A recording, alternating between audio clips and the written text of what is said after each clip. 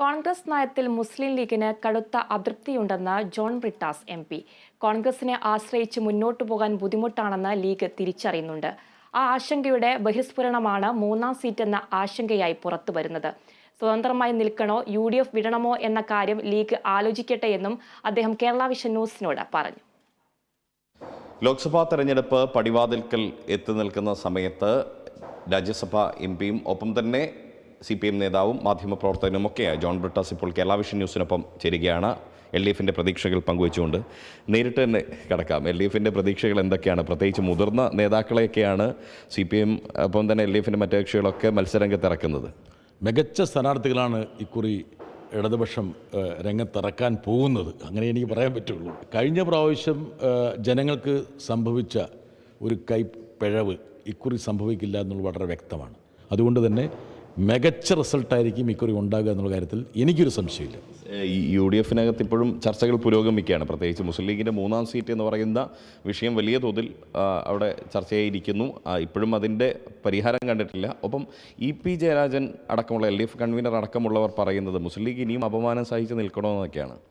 അല്ല, അത് മുസ്ലിം ലീഗ് ഇപ്പം UDFിലെ ഒരു ഘടകകക്ഷിയാണ്. പക്ഷേ അവരുടെ സംഭാഷണത്തിൽ നിന്ന് നമ്മൾ വായിച്ചെടുക്കുകയാണെങ്കിൽ ഇപ്പോൾ സംഭവിക്കുന്നൊരു കാര്യമുണ്ട്.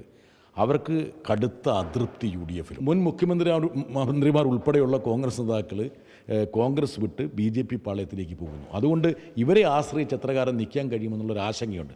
ആ ആശങ്കയുടെ ഒരു ബഹിർസ്ഫുരണമാണ് യഥാർത്ഥത്തിൽ ഈ സീറ്റിൻ്റെ പരാതിയൊക്കെ ആയിട്ട് രംഗത്ത് വരുന്നത്. യഥാർത്ഥത്തിൽ സീറ്റല്ല പ്രശ്നം, കോൺഗ്രസിന് നയസമീപനമാണ്.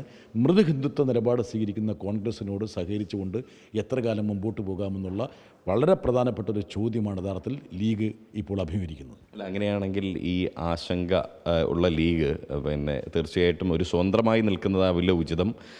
കോൺഗ്രസിനെ മാറ്റി നിർത്തിക്കൊണ്ട് സ്വതന്ത്രമായി നിൽക്കുക അല്ലെങ്കിൽ മറ്റൊരിടത്തേക്ക് വരിക, അതാണോ ഉചിതം? അല്ല, ലീഗിനിപ്പം ഞാൻ ഒരു തന്ത്രം പറഞ്ഞു കൊടുക്കേണ്ട കാര്യമില്ല. അവർ തന്ത്രശാലികളാണ്. പക്ഷേ അവരുടെ അണികളിൽ നിന്ന് വലിയ സമ്മർദ്ദം ഉണ്ടെന്നുള്ള കാര്യം വളരെ വ്യക്തമാണ്. എന്താ കാരണം വെച്ചാൽ ഇപ്പോൾ അവർക്ക് യാഥാർത്ഥ്യം ബോധ്യമായി. ആ യാഥാർത്ഥ്യം ബോധ്യമാകാനുള്ള വളരെ പ്രധാനപ്പെട്ട ഒരു ഘടകം എന്ന് പറയുന്നത് മതനിരപേക്ഷ ഇന്ത്യ നിലനിൽക്കണമെങ്കിൽ ഇടതുപക്ഷത്തിൻ്റെ സാന്നിധ്യം പാർലമെൻറ്റിൽ ഉണ്ടാകണമെന്നുള്ള തിരിച്ചറിവ്. ഏറ്റവും അവസാനം ഈ ലീഗ് അണികളുടെ ഈ ഒരു സമ്മർദ്ദം അല്ലെങ്കിൽ അവരുടെ ഈ ഒരു ആശങ്ക അത് LDFിന് ഗുണമായി ഭവിക്കും ലോക്സഭാ തെരഞ്ഞെടുപ്പിൽ?